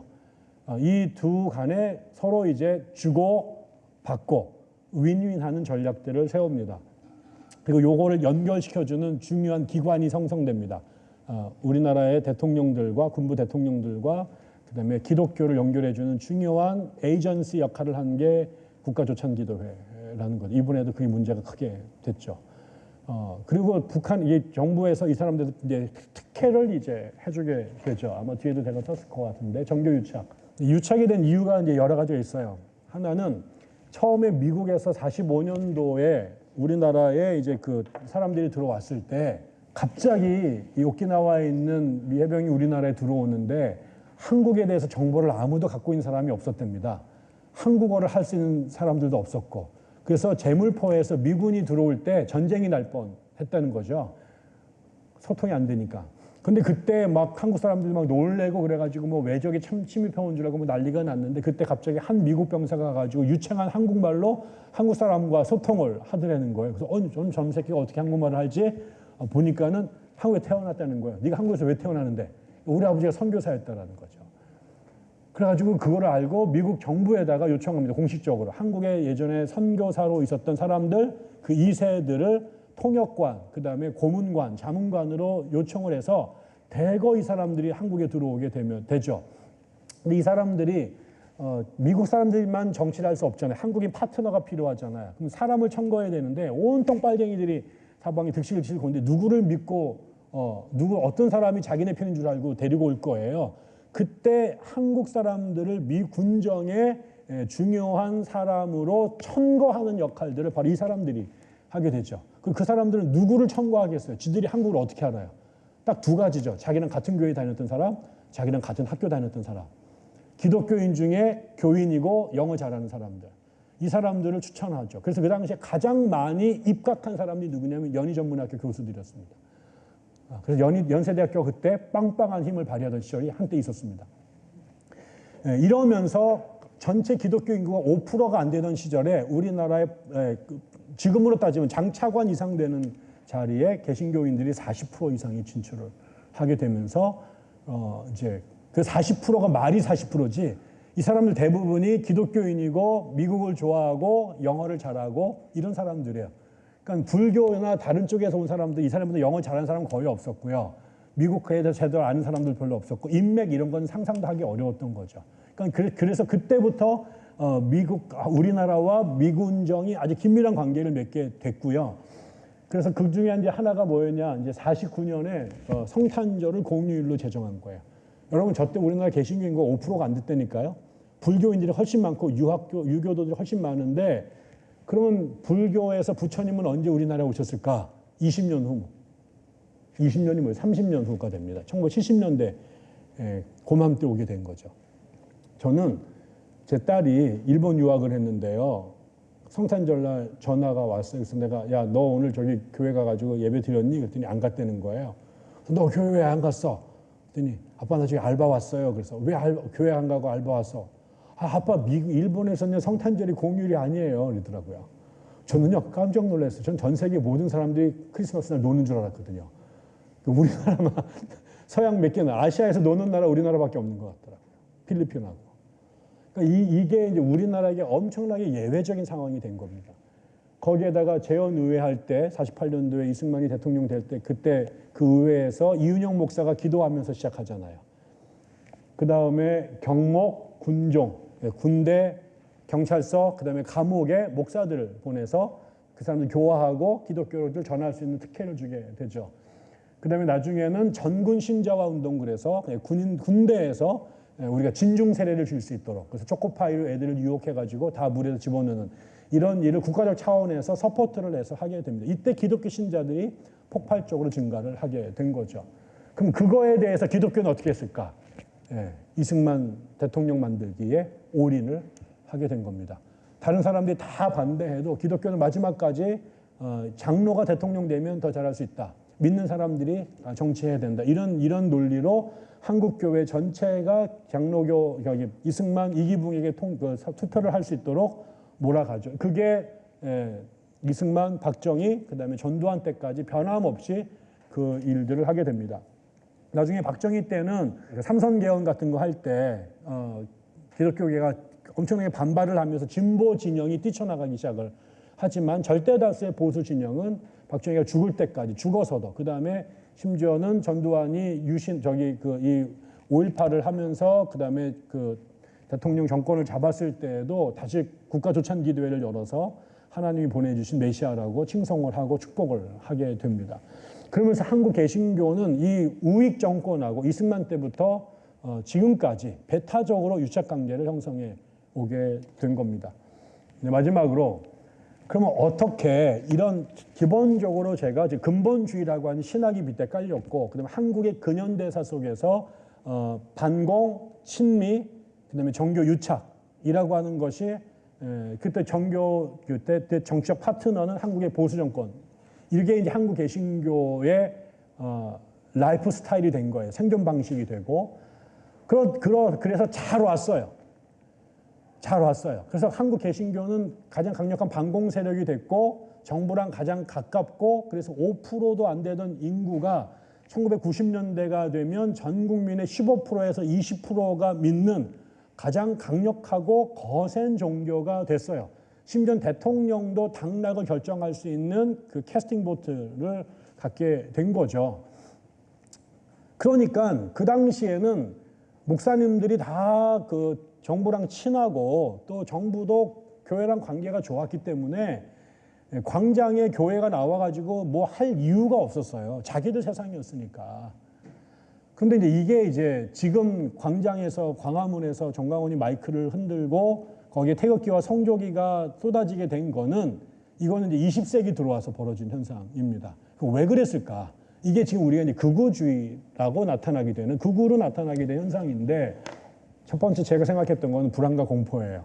이게 왜 그러느냐? 이게 한국 개신교 보수 기독교가 70년 가까이 자신들의 세상이었습니다. 가장 최적의 환경에서 교세가 성장하고 어깨에 힘주고 살았는데 그러다 보니 기독교가 계속 상승 곡선을 걷고 교회가 부흥을 해왔죠. 그런데 1990년대부터 문제가 터져나오기 시작합니다. 두 가지인데 하나는 한국 교회 자체가 존재론적 위기를 스스로 자초합니다. 이거는 오랫동안 한국 교회가 정교 유착 속에서 정부로부터 특혜, 떡고물을 받아 먹으면서 성장하면서 습득한 못된 습성들 그것이 결국은 순수한 종교적인 방식으로 성장한 게 아니라 국가 이데올로기에 충성한 대가로 정부가 퍼준 온갖 특혜 속에서 기독교가 성장했거든요. 그것이 낳은 부작용들이 있어요. 그러니까 민주주의를 압살을 하고 그 다음에 기형적인 경제 성장을 중심으로 한 자본주의 체제로 갔는데 이 두 가지는 다 기독교 본래 가르침하고 다 충돌되는 겁니다. 기독교는 인권을 존중하는 하나님의 모든 인간이 하나님의 형상으로 지음받은 존재이고, 바울은 예수 안에서 남자나 여자나 이방인이나 유대인이나 높은 자나 낮은 자나 다 하나다라고 주장했던 것들이고, 그래서 미국을 건설했던 이데올로기가 퓨리터니즘하고 일라이트먼트, 계몽주의 이 두 가지가 미국을 세웠다라고 말을 해왔는데, 우리나라의 군부 독재는 인권을 유린했던 직원이고, 기독교는 돈을 사랑하는 것이 모든 악의 뿌리다라고 가르쳤고, 청빈이 기독교의 지고한 가치로 2000년을 끌고 왔는데, 돈을 숭배하는, 돈이 모든 걸 지배하는 세상이 자본주의 세상이었잖아요. 이거를 이제 기독교가 이제 그냥 저항 없이 체제에 순응하다가 이게 우리의 영혼을 감염시켜 버린 거죠. 근데 그게 이제 쌓여지다가 2000년대 오니까 그것이 드디어 이제 외부로 증상이 나타나기 시작했는데, 여기 지금 제가 세계 교회의 사진을 떴습니다. 이게 교회 다니시는 분들은 알만한 사람들 다 아는 우리나라 제일 유명한 세 교회, 뭐 제일은 아니지만 맨 위에가 소위 말하는 삼일교회고, 밑에가 명성교회고, 밑에가 사랑의 교회입니다. 이 사랑의 교회는 지금 서초동, 제 교회가 이 근처에 어디 있는데요. 이 건물이 이게 3천억 들여서 진 거래요. 3천억. 근데 이 세 교회가 다 스캔들을 일으켰습니다. 그게 한국 교회가 지금 무너지는 일인데, 이런 일들이 이 세 교회만 벌어진 게 아니라 전국에서 엄청나게 많은 일들이 우후죽순 터져 나오기 시작을 했습니다. 요즘에는 세습을 안 하면 오히려 너 아버지가 어디서 주워왔는지도 몰라, 확인해봐, 이럴 정도로, 제 친구가 대전에 목사님 아들인데 삼형제가 다 목사인데요. 그 아버지는 아들이란 이유로 3명을 전부 다 자기 후계 구도에서 제외시켰습니다. 그 전혀 모르는 사람을 데려왔는데 이게 동네에 유명한 뉴스가 됐습니다. 그리고 우리가 너는 아버지한테 얼마나 밑보였길래 제꼈냐 이렇게. 그러니까 이게 당연한 건데 이게 당연하지 않은 시대가 돼버린 거예요. 그래서 수많은 스캔들이 교회 안에 털어지면서 그것 때문에 교인들 안에 그거를 지지하는 사람과 반대하는 사람으로 나눠졌고, 그래서 그것이 싸움이 나고, 그러면 싸움이 나면요 절대로 교회 안에서 스스로 안 끝납니다. 반드시 이제 법정으로 끌고 가죠. 그래서 재판을 하게 되고 이건 반드시 대법원까지 갑니다. 이 싸움이 벌어지면서 교인들이 치고받고 상처받은 사람들이 교회를 떠나고 뭐 이러면서 온갖 지저분한 일들이 벌어지기 시작을 한 거죠. 이러면서 수많은 사람들이 교회를 떠납니다. 그래서 아예 신앙을 버린 사람도 나타나고, 그래서 제가 확인한 기록에 의하면 1984년부터 2014년까지 통계를 누가 잡았는데 교회 왔다가 다시 교회를 떠난 사람이 790만 명이래요. 지금 한국 교회가 850만인데 거의 그 정도의 숫자가 왔다가 징글징글해가지고 교회를 떠났다라는 거죠. 그 떠난 사람들 중에 거의 200만 정도를 제외하고는 거의 500만 이상의 사람들은 종교 자체를 버려버렸대요. 끔찍해가지고. 그러니까 지금 한국 교회는 선교를 하는 게 아니라 종교를 못 갖도록 설득하는 가장 중요한 기관이 됐다. 그러니까 종교를 버리고 싶으면 교회 1년만 다니면 된다. 뭐 이런 얘기를 누가 이제 하게 된 거죠. 뿐만 아니라 개종을 하진 않거나 무신론자가 되지 않았지만 여전히 자기는 기독교 신자야. 그러나 나는 특별히 소속된 교회가 없어. 그래서 주일날마다 교회를 안 가고 투썸 플레이스나 스타벅스를 떠돌면서 인터넷으로 오늘은 배동만 목사 설교 듣고 그 다음날 이찬수 설교, 이런 사람들을 가나안 성도라고 불러요. 이게 거꾸로 하면 안 나가 이런 말이잖아요. 그래가지고 이제 누가 희화해서, 원래 이 가나안 성도는 70년대 함석헌 선생이 왜 나라가 이 모양인데 예수 믿는 청년 놈 새끼들이 교회 바깥으로 안 나가, 이 얘기를 이제 그때 그 양반이 가나안이라고 붙였던 건데 이걸 이제 다시 2000년대 와서 이제 채용한 겁니다. 근데 그런 사람들 숫자가 지금 150만에서 200만 명 정도가 된다는 거죠. 그러니까 교회를 안 나오는 기독교인들이 이렇게 많아졌고, 아예 타종교나 종교 자체를 버린 사람들이 엄청나게 많이 나오게 됐죠. 반면에 기독교를 조롱하듯이 번성하는 집단이 기독교에서 이단이라고 규정했던 신천지나 하나님의 교회, 안상홍파 이런 데들이 지금 막 몇십만 명씩 몇 년 사이에 어마어마한 숫자로 폭발적으로 증가를 하게 된 거죠.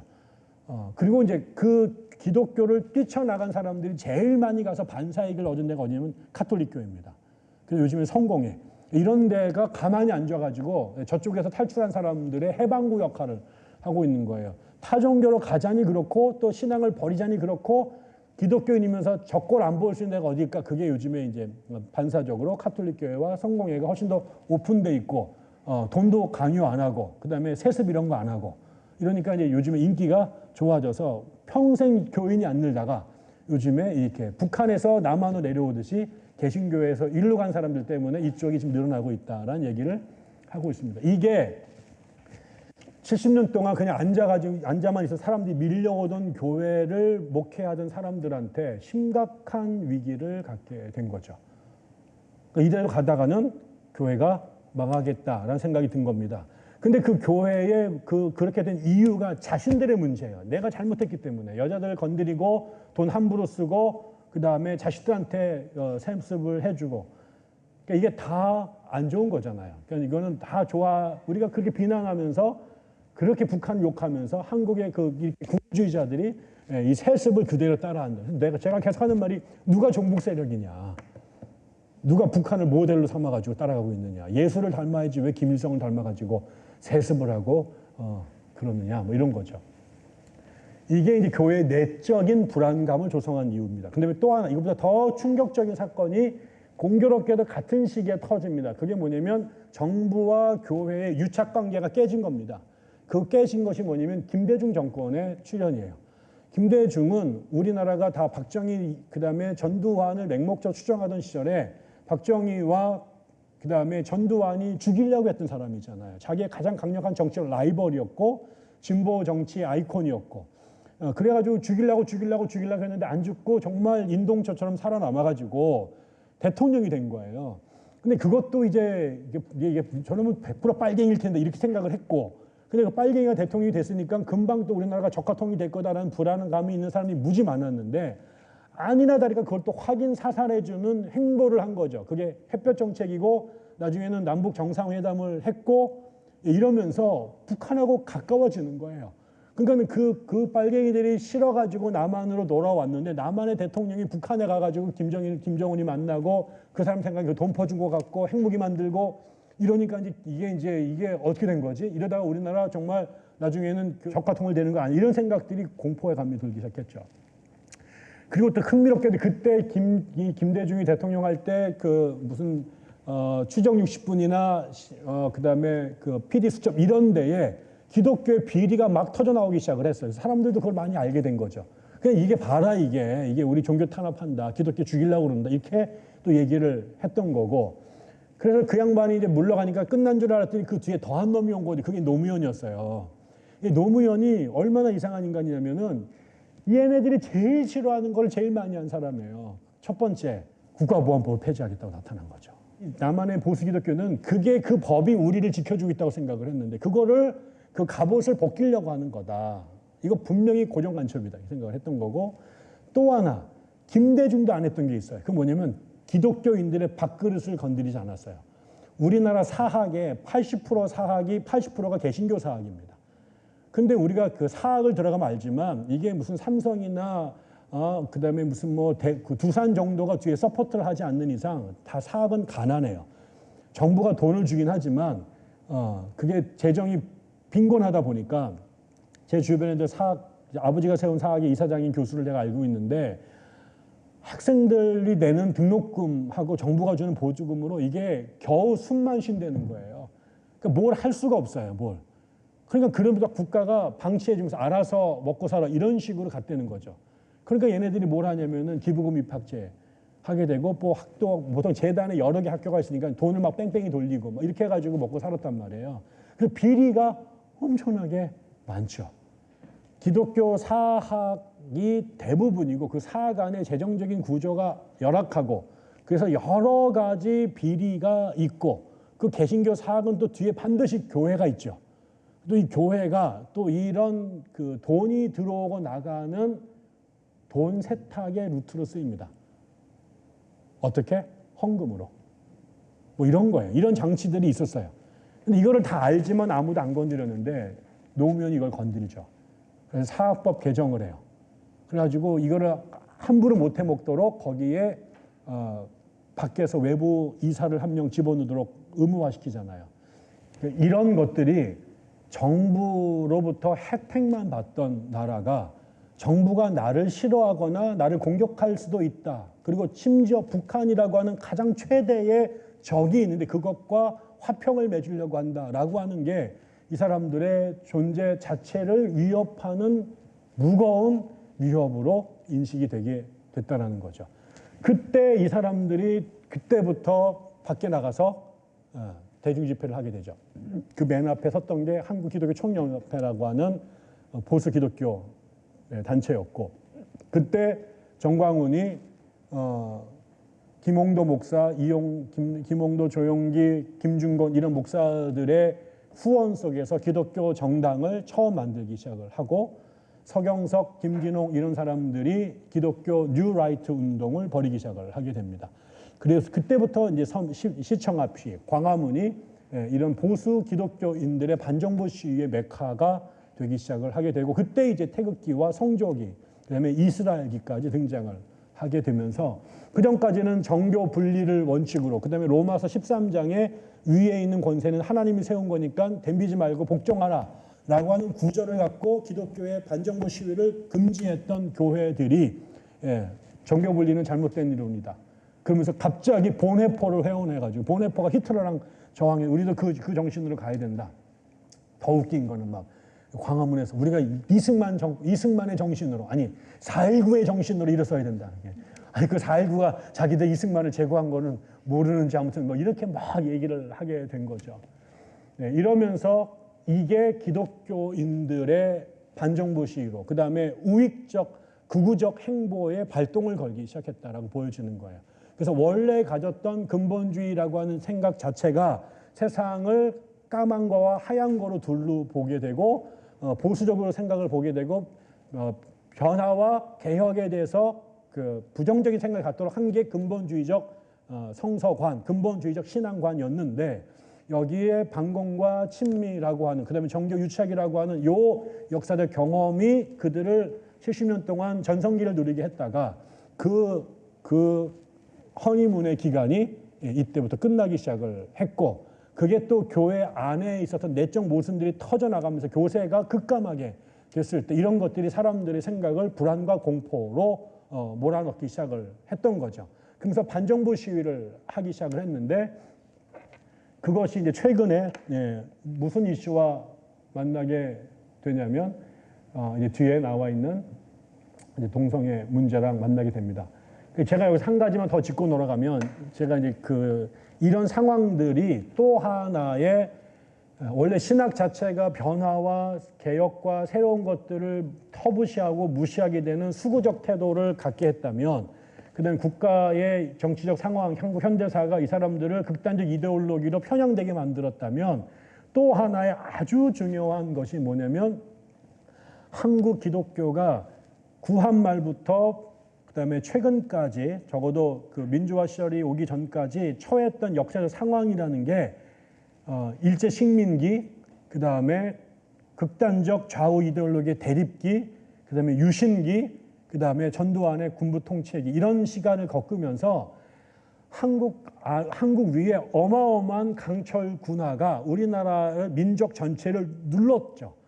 여기에서 합리적으로, 객관적으로 사유하고 세태를 파악해서 발언할 수 있는 환경이 없었어요. 다시 말하면 사물 그대로 인식해서 정직하게 발언하면 다 총독부에 끌려가고 안규부에 끌려가고 검찰한테 끌려가던 상황이었다라는 거죠. 그래서 대부분의 사람들은 임금님이 빨개 벗었다라는 것을 알았지만 그 말을 못하고 살았고, 소수의 용감한 선각자들이 그 이야기를 했다가 인생이 다 작살이 나는 경험들을 해왔다라는 거예요. 그 체제가 140년이에요. 그러니까 우리나라에는 소수의 깨어있는 몇 사람들을 제외하고 대부분은 현혹돼서 볼 수도 없었고, 봐도 말할 수 없었고, 그 다음에 말할 때는 그거에 대한 어마어마한 후폭풍을 견뎌야 됐기 때문에 소위 말하는 반지성주의. 지성이라고 하는 것이 양심과 이성에 근거해서 사물을 인지하고 발언해야 되는데 또 그거를 협소한 것이 아니라 포괄적으로 다양한 관점들을 분석해서 종합적 사유를 할 수 있어야 되는데 이런 사유를 하면 죽었단 말이에요. 그러니까 그런 것들이 원천적으로 거세당한 상태로 지식인들이 존재할 수밖에 없어요. 그렇기 때문에 지식인들은 있었어요. 지식인들은. 공부 많이 해가지고 암기 많이 한 거. 그러나 그거를 시대적, 역사적 책임을 갖고 발언할 수 있는 intellectuals, 지성인들은 급감했던. 그게 이제 이 사람이 하는 미국에서도 똑같았다라는 거죠. 그게 이제 한국 기독교는 더 했다라는 겁니다. 누구보다. 제가 드렸던 말씀들이 바로 그런 것들이고요. 그 다음에 최근에 와서는 이제 그런 것들이 이제 가졌던 거 잃어버리고 정부한테는 압력을 당하면서 코너로 몰리게 되면 이게 마치 코너에 몰린 쥐처럼 돼요.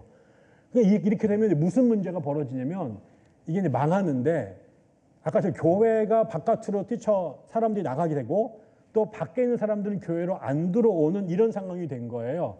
근데 이게 이제 제정신인 사람이면 자기를 성찰하고 내가 왜 이렇게 됐을까를 반성하면서 자기 개혁을 해 나가야 그게 선비고 지성인인데 대부분의 권력을 잡았던 사람들은 이런 상황에서 한 번도 자기 반성을 한 적이 없어요. 우리나라만이 아니라 어떤 정권도 그렇지 않아요. 그걸 했다면 한 골비를 넘어갈 텐데. 그래서 어떻게 했느냐? 이러면 희생양을 찾습니다. 나를 이렇게 만든 놈들. 근데 진짜 원인은 못 건드립니다. 왜? 걔네들 세니까. 그래서 계몽의 번지법인가 그 책에 보면 이때 이 코너에 몰린 기득권 세력들이 상황을 돌파하기 위해서 희생양을 찾는데 그 희생양을 돌려서 자기에게 올 비난을 피해가는 거고 그 다음에 그러면서 자기가 빠져나가는데 그때 지목하는 희생양의 두 가지 특징이 있는데요. 하나는 모두에게 혐오의 대상이어야 돼요. 나만 미워하는 게 아니라 남들도 얘를 미워해야 돼. 그래서 내가 이런 얘기를 딱 하는 순간 사람들이 디스커스팅해 라고 꼴보기 싫어 라고 하는 존재여야 되고 두 번째는 이 사람을 비난하고 공격했을 때 전때 나한테 반격을 가할 수 없도록 약해야 됩니다. 히틀러도 독일이 1930년대에 코너에 몰려서 어려울 때 바이마르 정권이 잘못해가지고 전쟁이 지고 나라가 헝가리가 된 건데 그걸 게르만 민족들의 잘못이 아니라 누구한테 돌려요? 그걸 유대인들과 장애인들, 노인들, 집시 이런 사람들 돌리죠. 미국도 그걸 늘 흑인, 이민자, 여자, 인디안, 멕시코, 불법 체류 이렇게 돌립니다. 우리나라도 어떻게 돌려요? 거기에서 잡아낸 애들이 동성애자들입니다.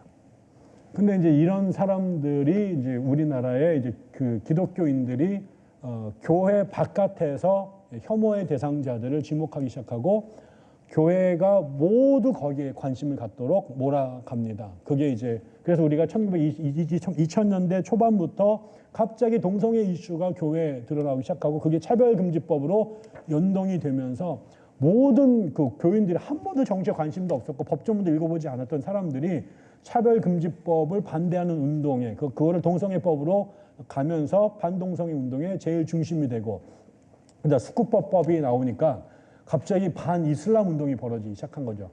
그러면서 이제 우리나라에 이슬람 애들이 들어와가지고 우리나라를 이슬람으로 만들려고 한다. 우리가 그때 그 스쿠법 이런 거 해가지고 돈을 빌리기 시작하면 그게 전부 다 알카에다의 전쟁 비용으로 들어간다. 이런 식으로 하면서 이슬람들을 반대하는 운동들을 하게 되고 그 다음에 페미니즘의 융성을 하게 되니까 여자들이 다 날뛰어가지고 한국 교회가 엉망이다. 이러면서 쟤들 때문에 결혼을 안 하게 되고 나라가 망가 이러면서 이제 안티 페미니즘 운동이 그 안에 그러면서 여자, 무슬림, 호모섹슈얼 이런 사람들이 한국 교회의 혐오의 대상이 되면서 한국 교회의 에너지가 전부 다 여기에 쏠려가게 되고 그것을 지난번에 여기에 작년 10월 27일 날 광화문에서 200만 명이 모여서 저 데모를 한 거죠. 뭐 자기는 뭐 기도회라고 얘기를 했지만 여기서 그날 100가지의 기도 제목을 올렸는데 그 100가지 제가 다 읽어봤어요. 그 중에 80%가 동성애 반대하는 얘기입니다. 이게 됐고 이것의 여파로 그 다음에 우리가 정광훈이 그 옆에 나타나서 반 문재인 정권 투쟁을 하다가 지금은 이제 윤석열을 구하는 맨 앞에 홍위병으로 서가지고 저렇게 가져오게 되었죠. 뭐 이러면서 한국의 개신교가 구구운동으로까지 발전해 왔다라고 보여집니다. 저는 이제 이건 이제 개신교인들한테 향해서 하고 싶은 말이었는데, 개신교인들에게 지금 제일 심각한 문제가 교회하고 세상하고 다른 세상에 삽니다. 여긴 21세기인데 문 열고 들어가면 여기 다시 16세기 이전이에요. 그래서 여전히 창조론이 맞냐, 진화론이 맞느냐 이런 얘기를 하고 있고, 성경에 나와 있는 그 근본주의적 사고방식을 해야 되느냐 말아야 되느냐 갖고 싸우는 게 밖에 있는 사람들한테는 여전히 지금 뭐 이기 이원론 갖고 논쟁하는 것만큼 답답한 논쟁처럼 보이게 되는 거죠. 지금 그럴 때가 아닌데. 그러니까 밖에 있는 사람들한테는 쟤들은 뭐야 이런 생각을 하고 있는 거죠. 지금 아직도 코페르니쿠스를 못 넘어서서 뭐 이런 거죠. 그러니까 저는 그런 의미에서 세상과 소통할 수 있는 언어를 배워라 제발. 두 번째, 변화된 현실을 인정해라. 더 이상 한국 교회가 국가로부터 유착관계 속에서 특혜를 받아먹던 자리에 있지 않다. 한국은 종교다운 사회고 80% 이상이 교회를 안 다니고 있고 정부로부터 돈을 받아먹던 시절도 지나갔고, 그다음에 오히려 기독교에 대한 반감이 깊은 사회 속에서 살고 있다. 그러려면 지금 다시 정치를 갖고 뭘 하려고 해서는 안 되고, 교회가 이런 변화 속에서 어떻게 다시 교회가 교회로서 긍정적 역할을 하고 사람들에게 박수를 받는 사회가 될까. 이게 공룡이 됐는데 잘못하면 모두가 혐오하는 티라노사우루스가 될 거고, 잘하면은 아기 공룡 둘리가 될 수 있을 텐데 어떻게 할 거냐 이거를 고민해야 된다. 저는 그러기 위해서 교회가 돌아가는 단 하나의 방법은 원래 교회의 모습으로 가는 거다. 교회는 언제 교회다웠냐면 국가와 대립관계에 있었을 때. 근데 국가가 대립관계에 있었을 때는 기독교가 지금처럼 구구가 된 게 아니라 세상이 전부 다 반민주적이었을 때 가장 인간을 사랑하게 되고, 세상 사람들이 온통 돈의 환장에 있을 때 청빈을 말했던 시절. 그래서 이 세상에 인간을 타락시켰던 그런 세상 문화에 대해서 문제 제기를 하고 그거보다 훨씬 더 우월한 도덕적 삶을 교회가 살아갔을 때, 그때 빛과 소금으로 사람들이 자발적으로 교회를 갔던 거다. 근데 그거를 국가 권력이나 돈이나 정치로, 광장으로, 또 미국의 백으로 이런 걸 하려고 해서는 안 된다. 그래서 기독교인이 하나님과 관계 속에 살아가는 그 삶의 양식을 영성이라고 우리가 보통 정의를 하는데요. 그렇다면 기독교 영성이 본래 영성으로 되돌아가도록 하는 거야말로 지금 교회가 해야 될 제일 중요한 일이다. 제가 요즘엔, 저는 평생 동안 교회가 세상에 참여해야 된다, 역사에 참여해야 된다, 왜 광장으로 안 나가느냐 이런 얘기를 해왔던 사람인데요. 지금은 제가 좀 바뀌었습니다. 지금은 교회가 광장으로 갈 때가 아니라 교회로 돌아갈 때다. 이제 위화도 회군을 해서 세상을 바꾸려고 하지 말고 당신네 교회를 교회답게 세우는 일을 하시라. 그러면 세상에서 살다 힘든 사람들이 안식처를 찾아서 교회로 갈 거다.